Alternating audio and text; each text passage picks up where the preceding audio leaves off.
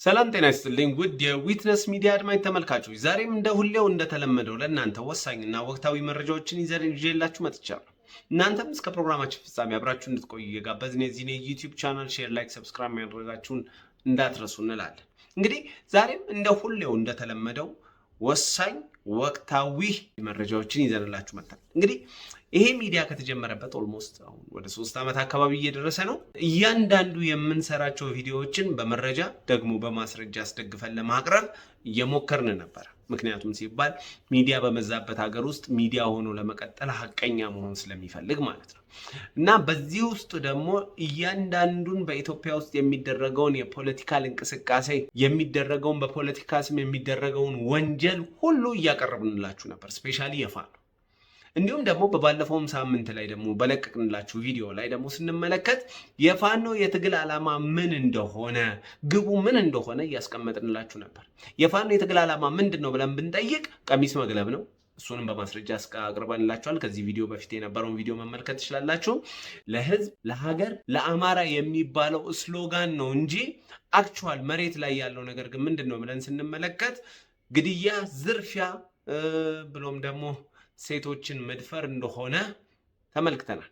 እንግዲህ በባለፈው ቪዲዮ ላይ ደግሞ ለእናንተ ስናቀርብላችሁ የጭን ትግል ብለን ነበር ያቀረብንላችሁ። አሁን ደግሞ የአረቄ ቤት ፖለቲካ በሚል ደግሞ ለእናንተ ይዘንላችሁ መጥተናል። እንግዲህ የፋኖ ትግል የአረቄ ቤት ፖለቲካ ነው።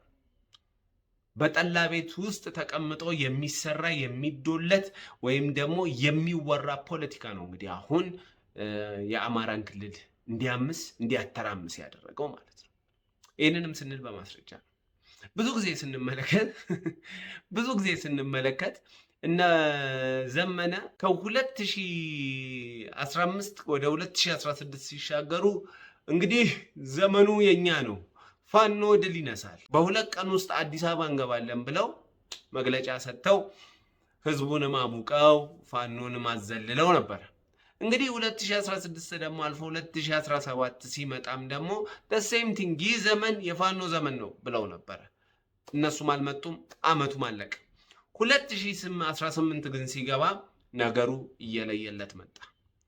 የሚማረከው እየተማረከ፣ እጅ የሚሰጠው እጅ እየሰጠ፣ ተስፋ የቆረጠው በግሩፕም በተናጠልም ወደ ሰላም ጥሪው እየገባ ይገኛል። ነገር ግን ካፈርኩ አይመልሰኝ የሚለው የነ ዘመነ ትግል እንዲሁም ደግሞ የነ መከታው ትግል የነ እስክንድር እብደት እስክንድር ግን አለ እንዴ የነሱ ትግል በምን ላይ የተመሰረተ ነው ብለን ስንጠይቅ በአረቄ ቤት ውስጥ የተመሰረተ ፖለቲካ ነው። ታዲያ ይህ የአረቄ ቤት ትግልና የአረቄ ቤት ፖለቲካ በአረቄ ቤት ፖለቲካ የተጀመረው ሰው በመግደል ያበቃው ትግል ምን ይመስል እንደነበር፣ ፖለቲካቸው ለምን የአረቄ ቤት ትግል ወይም ደግሞ ፖለቲካ እንደተባለ አብረን እንመልከት። ከዛ በፊት ግን በየአረቄ ቤቱ ቁጭ ብለው የሚያወሩትን ነገር እውነት የሚመስላቸው ጥይት በተኮሱ ቁጥር ነው። እስቲ አብረን ተመልክተን ነበር። ወይ ሞኝት እናቴ፣ ወይ ሞኝት እናቴ፣ ጋባትያት እናቴ፣ በትልቁን ስራ ወተት የሰጠሽኝ የት ላይ ተቀምጬ ገፋው ብለሽኝ፣ አረጉረው አረጉረው አረጉረው አረጉረው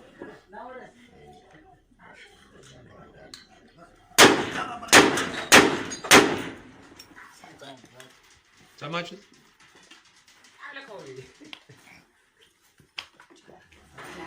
ስማ እስኪ አሁን የት ቀበሌ ነው እንደዚህ ጥይት ተተኩሶ የቀበሌ አመራር ማይመጣ? ያራታል እንጂ ተይዞ እንደሰማችሁት ነው። እንግዲህ አረቄ ቤት ይቀመጣሉ።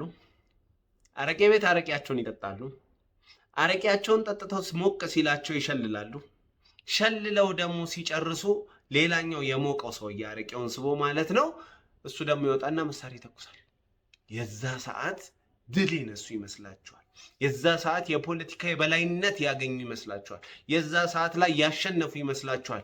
የዛ ሰዓት ላይ ቁጭ ብለው አዲስ አበባ በ2 ቀን እንገባለን ብለው መግለጫ ይሰጣል። ይሄንንም ደግሞ የሚያምን ምስኪን የአማራው ወጣት፣ ምስኪን የአማራው ጉብል ሆበል ጋሜ እያለ ከነሱ ጋር ይተባበራል።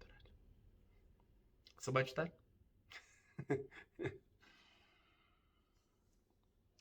ዘመነ በየአረቄ ቤቱ ቁጭ ብሎ በአዝማሪዎች ታጅቦ ማሲንቆ ሲከረከርለት የሚያወጣቸው የፖለቲካ የአቋም መግለጫዎችን በተለያዩ ቪዲዮዎች ላይ ወጥቶ ሲናገር ሰምተናል። ግጥም ማለት ነው።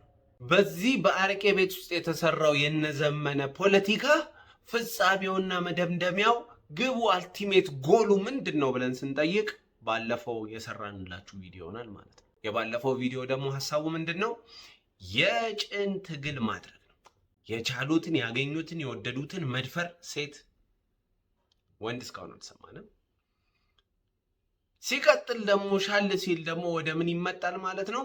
ሴት ከተገኘ በኋላ ደግሞ ሰውን እያገቱ መዝረፍ፣ ብር አምጡ እያሉ መቀበል፣ ብር ካልመጣ ደግሞ ያገቱትን ሰው ሕፃን ሳይቀር በባለፈው ቪዲዮ ላይ ሄዳችሁ ማየት ትችላላችሁ። ከዚህ ቀደም በተለቀቀው ቪዲዮ ላይ ሕፃኑን ገለው ቆራርጠው ብር መክፈል ስላልቻሉ ገለው በየመንገዱ ላይ መበተን ነው።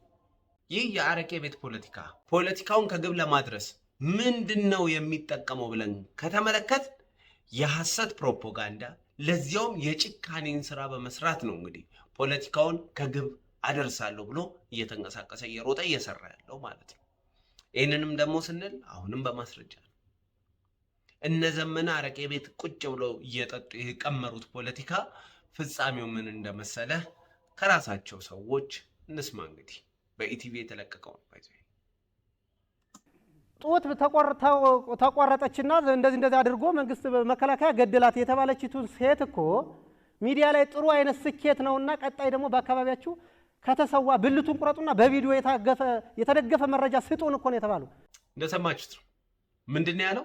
ሴት ልጅን መከላከያ ጡት ቆርጧል ተብሎ የተወራው ወሬ በህዝቡ ዘንድ ጥሩ የሆነ ምላሽ ስላገኘ ወይም ደግሞ ጆሮ ገብ ስለሆነ በስማም የሚያስብል ስለሆነ የመከላከያን መልክ ስለሚያጎድፍ ድርጊቱ ተፈጽሟል አልተፈጸመም ሌላ ነገር ነው። አልተፈጸመም። የተፈጸመው በማን እንደሆነ ቀጥሎ ይናገራል። ያ ነገር ጥሩ ምርታ ያለው ወሬ ስለሆነ እንግዲህ አሁን እናንተ ቀጥላችሁ ምን ታደርጋላችሁ ተባልና አለ። እንግዲህ ማንም ከፋኖ መካከል ደግሞ ቢሰዋ እሱም ብልቱን ቁረጡትና መከላከያ ቆረጠ ተብሎ ደግሞ ፕሮፓጋንዳ ይሰራል። ለኛ በቪዲዮ አንስታችሁ ላኩልን ብልቱን የተቆረጠውን ሰውዬ እያለ ነው እንግዲህ የሚናገር። አስባይ የራስን ጓደኛ የራሴ የትግል አጋር ያልከው እሱ እንደ ድንገት በጥይት ተመቶ ሲሞት አንተ ዞር ብለህ ብልቱን ቆርጠህ ይኸው መከላከያ ብልት ቆርጦ ነው የሚገለው ለማስባል ማለት ነው። በጣም እኮ ይሄ እንደዚህ አይነት ነገር እኮ በጣም ትረሽ የሆነ ነገር እንዲህ እየተባልን ነበር አለ። ብልት እንዴት እንደሚቆርጡ ደግሞ እናሳያቸዋለን ማለት ነው። ስሙት እና አጉት ላይ ብልቱን አልሰለቡትም ነበር እንዴ? ሲነቃ ሚዲያ ላይ ሳይወጡት ቀሩ እንጂ ጨካኝ አይደለም አትበል እንጂ ተው። በጣም ተጨካክነን እና እንደዚህ ከሚያደርግ እጅ አልቆረጠም። እጅ ከቆረጠ ጡት አይቆርጥም ብለህ ታስባለህ? ብልት ከቆረጠ ሌላ ምን ማድረግ የሚከብድ ነገር አለ? እና ለእነዚህ ሰዎች መረጃ መስጠት መደገፍ ተገቢ ነው። ህሌናስ እንደው መንግስትም ምንም እንዴት አይነት ህሌና ነው የሚቀበለው ነው? እኛ እንደ ክልል አዋርደነዋል። እንደሰማችሁት ነው እንግዲህ ምን እያለ ነው የሚናገረው? ብልት ይቆረጥ ተብሎ ታዞ ነበር። ብልትስ አልተቆረጠም ወይ? ሁኔታው ሲነቃባቸው ስራቸው ሲነቃባቸው ሳይለቁት ቀሩ እንጂ እጅ አልቆረጥንም ወይ አለ። እጅ ደግሞ ሲቆርጡ አይተናል። ይኸው በምስሉ ላይ እንደምትመለከቱት የወንድ ልጅ እጅ ቆርጠው ለዚያውም የራሳቸው የትግል አጋር የሚባለውን ሰው እጅ ቆርጠው ሚዲያ ፕሮፓጋንዳ ሲሰሩበት ነበር። የራሳቸው የሚባለውን ጓደኛቸውን እጅ ቆርጠው በቪዲዮ እየቀረጹ እየተሳሳቁ ነበር። እንግዲህ በዚህ መንገድ ነው እንግዲህ አማራን ነፃ እናወጣለን ተብሎ እየተሰራ ያለው ማለት ነው። ከማን ነው ነፃ የሚያወጡት? እውነት ነፃነቱን ሰለቡት እንጂ ነፃ አወጡት ወይ? በጣም የሚገርም ጉዳይ ነው። እዚህ ላይ ሲናገር እንግዲህ ይታያችሁ እንግዲህ እጅ የቆረጠው አለ። እንዴት ጡት አይቆርጥም ብላችሁ ታስባላችሁ? እንዴት ይሄን ነገር ሳገምቱ ትቀራላችሁ? አለ እያያችሁት ነው እንግዲህ እጅ እንዴት እንደቆረጡ። እነዚህ ሰዎች ጡት ቆርጠዋል ሊያስብለን የሚችል የሚያስደፍር መረጃ በእጃችን አለ። ሜቢ ያያችሁት ካላችሁ ማለት ነው። ካሁን በፊት በገዛው በጎጃም አካባቢ ላይ 3 ሴቶችን እነዚህ ኢንፊልትሬተር ናቸው ብለው በእኛ ውስጥ ሆነው መረጃ ሲያቀብሉ ናቸው ምናምን ብቻ ብለው 3 ሴቶችን አሰልፈው ገለው ነበር። የመጨረሻ ፎቶዋቸው ይህን ይመስላል ብለውን ማለት ነው። እነዚህን የገደሉ ምስኪን ሴቶችን ዛሬ በፍጹም ሴትን አይነካም ጡት አይቆርጥም ልንል አንችልም። የወንድን እጅ የቆረጡትን እነዚህ በፍጹም ይህን ነገር አያደርጉም ልንል አንችልም። የወንድ ልጅም ብልት ቆርጠው ላዩ ላይ ቆሞ የሚሸልሉት እነዚህ ይህንን አያደርጉም ልንል አንችልም። እስቲ ተመልክተን እንምጣ። እዚህ ሸዋ ላይ የሸዋ ፋኖ ያደረገውን ነገር ማለት ነው። አንድ ኦሮሞ ሰው ነው እንግዲህ መሰለኝ ይዘውት ብልቱን ቆርጠውት እግራቸውን ላዩ ላይ ጭነው ሲሸልሉ ያለበትን ቪዲዮ ተመልክተን እንምጣ።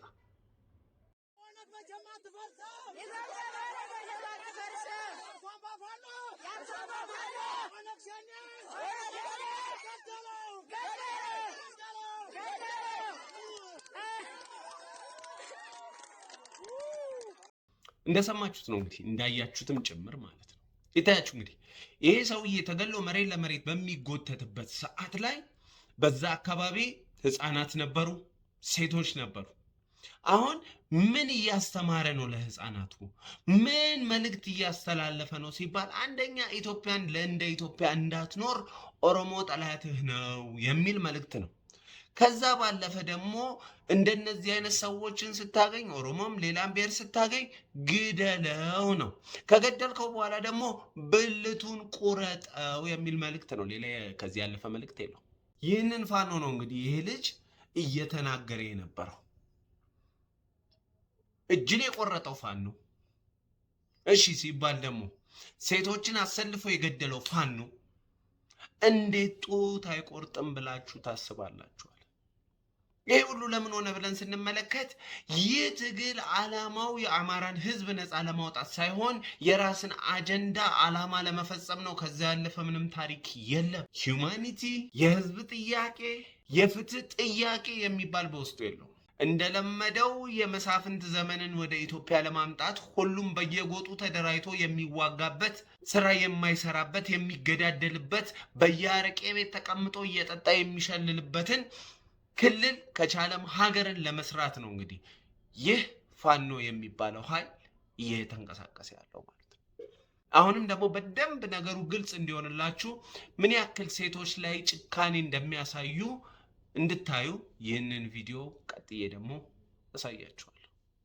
አጭቀናቤ ረፍ እንዳትነካ። ፋኖ ማለት ላንቺ ምንድን ነው? ረፍ አቻናገሪ ፋኖ ማለት ላንቺ ምንድን ነው? ፊት የምትሸፍኝ ምንድን ነው? ተናገሪ። ፋኖ ማለት ላንቺ ምንድን ነው? ፋኖ ማለት ጀግና ነው። በይ አች በይ እናትሽ ረፍ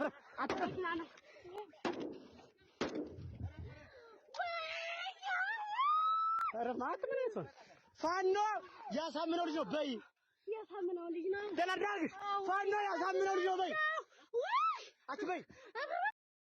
እንደሰማችሁት ነው። እንጂ ሴትን ተመልክቷት አሯሩጠው መጥተው ሴት ናት እንግዲህ ወፍራም ሴት ናት። የተለየ የሚሊተሪ አቅም የላት። ጀስት የሰፈር ውስጥ ሚሊሻ ነገር ናት። ጸጥታ ለማስከበር የምትንቀሳቀስ ናት። ሌባን ለመያዝ የምትሄድ ናት። ተዋጊ አይደለችም። አንድ የገጠር ቀበሌ ውስጥ አገኘዋትና አሯሩጠው በጥይት መጥተው ፋኖ ምንድን ነው አላት። ከዛ አረኔ አላውቅም አለች። አንቺ አለና ተነስቶ በጥይት ጎኗን የተበሳሳውን ጎኗን ደጋግሞ በጥይት ደበደበው ማለት ነው። ፋኖ ምንድን ነው ሲላት አረኔ አላውቅም አለች። እሷ ጣረቦት ውስጥ ናት። በጥይት ተመታ ወድቃ ኢቭን እንኳን መተው ሊይዟት ሲደርሱባት ራሱ አረኔ ሞቻለሁ አለች እንጂ ኦልሞስት አይምሯን የሳተች በጥይት በደም የሰከረችን ሴት ልጅ ፋኖ ምንድነው ሲል አላቅም በማለቷ ራንቺ ብሎ ለምን ፋኖ ማን እንደሆነ አላወቅሽም ብሎ ሴት ልጅ ወላድን አስተኝቶ በጥይት ደበደበ። ደግሞ እንዳትሞት ጎኗን ነው የሚደበደበው። ተሰቃይታ እንድትሞት ቢጨርሳት እኮ አንድ ነገር ነበር። አተርፍም እንጂ ሴት በጥይት ጎኗን ደበደበ። ከዛ በኋላ ልክ ሲደበደብ ከጎኑ ያለው ሰውዬ ያው አንድ ፋኖ አባል ከነሱም እንግዲህ ጤነኛ አይምሮ ያለው ሰው አይጠፋም። አንተ ምን አይነት ሰው ነህ? ቆሻሻ የሆነ ባህሪ የሚተገብር ማለት ነው። ይሄ ነው አማራን ነፃ የሚያወጣው፣ ይሄ ነው ኢትዮጵያን ነፃ አውጣለሁ ብሎ እየጣረ ያለው ማለት ነው። እንዲህ ወላድን መሬት ላይ አስተኝቶ በጥይት እየደበደበ እያሰቃየ በሞት ጣር ውስጥ ያሉትን ሰዎች እንዲህ የሚያደርግ ሴቶችን እንዲህ የሚያደርግ ጡት አልቆረጠም ልንል አንችልም። እኔም ከሰውየው ጋር የምስማማው በዚህ ነው። በጣም ደግሞ የሚያሳዝነው ስፔሻሊ ደግሞ በጎጃም ፋኖ የሚፈጸመው የጎጃም ፋኖ ቃል አቀባይ የሚባለው ማርሸት ምንድን ነው ያደረገው ብለን ስንመለከት እጅግ የከፋ ስራ እንደሰራ እናገኛለን። ይታያችሁ ፋኖ አማራን ነፃ ሊያወጣ ነው ብለው ወጣት ህፃናትን ለጦርነት አሰልፈው ወጣት ህፃናቶቹ ደግሞ ስህተትን ሲሳሳቱ በዛ ምክንያት ደግሞ የሆነ ጉዳት ሲደርስ ሄደው እነዛ ወጣቶቹን የፋኖ አባላትን ምስኪን ህፃናቶችን ወጣቱ ፖለቲካ ምን እንደሆነ የማያቅ ኦሮሞ ምን እንደሆነ የማያቅ ብልጽግና ምን እንደሆነ የማያቅ ቤኒሻንጉል ምን እንደሆነ የማያውቀውን እንዴት እንደዚህ አይነት ነገር ታደርጋለህ አንተ ከሃዲና የራሱ የፋኖችን እንደሚረሽን የሚያሳይ ነው። ሲያብረን ሰምተን መለስ አሁን አይቻልም፣ በፍጹም አይቻልም። ለምን? 6ኛ ክፍለ ጦር ሄጄ 47 ሰው ነው ያሸኩ። 1ኛ ክፍለ ጦር ሄጄ 28 ሰው ነው ያሸኩኝ። ይታያችሁ እንግዲህ 1ኛ ክፍለ ጦር ሄጄ 26 ሰው ምናምን ረሸንኩ። እንትን ክፍለ ጦር ሄጄ 40 ምናምን ሰው ረሸንኳል። የፋኖ የጦር አመራር ውስጥ ያሉት ክፍለ ጦር ተብሎ የሚጠራ ውስጥ ያሉ ልጆችን ራሱ መልሶ የሚመራቸው ኃይል ይረሽናቸው። ከዛ ማን ገደለ ሲባል የብልጽግናው መንግስት ምስኪን ወጣቶችን በድሮ እንደበደበ ይባላል። ከዛ ሲባል ይሄ የኦሮሞው መንግስት ለኛ ጥፋትና ጠላት ነው ይሉናል። ራሳችሁ በአፋችሁ ያ ይሄ ሊሆን አይችልም አለ። ምን ሊሆን አይችልም እንደሚል ፈጣሪ ነው የሚያውቀው። 1ኛ ክፍለ ጦር ሄጄ 20 ምናምን ሰው እንትን ክፍለ ጦር ሄጄ 40 ምናምን ሰው ረሸንኩ ሲል ምንድነው ከሱ የምትጠብቀው? ለህዝቡ አልሆነ፣ ለሴት አልሆነ፣ ለህፃናት አልሆነ፣ ለራሱ ሰራዊት አልሆነ። ቆይ የፋኖ የፖለቲካ እቅድና ዓላማ ግብና ስትራቴጂ ምንድን ነው? ነፃ ላወጣ ነው እያለ ባርነት ውስጥ የሚከት ከሆነ ነፃ ላወጣ ነው እያለ የሚገል ከሆነ ነፃ አውጪ ተብሎ ከሱ ጋር የተሰለፈውን ሰራዊት ራሱ እየወሰደ የሚረሽን ከሆነ ለአማራ ህዝብ ለራሱ ለፋኖን ጠላቱ ማን ነው ከተባለ ፋኖ ራሱ ነው። ሌላ ምንም አይነት መልስ ልናገኝ አንችልም። ብዙ ከማውራት ብዙ ለማብራራት ከመሞከር ብዙ ማስረጃዎችን ማቅረብ ስለሚሻል ነው በተለያዩ አይነት ቪዲዮዎች ደጋግሜ እየመጣሁ። እናንተም እስከ ፕሮግራማችን ፍጻሜ አብራችሁን ስለቆያችሁ እያመሰገን ቀጣዩ ጊዜ ላይ ደግሞ ተመልሰን እስክንገናኝ ቸር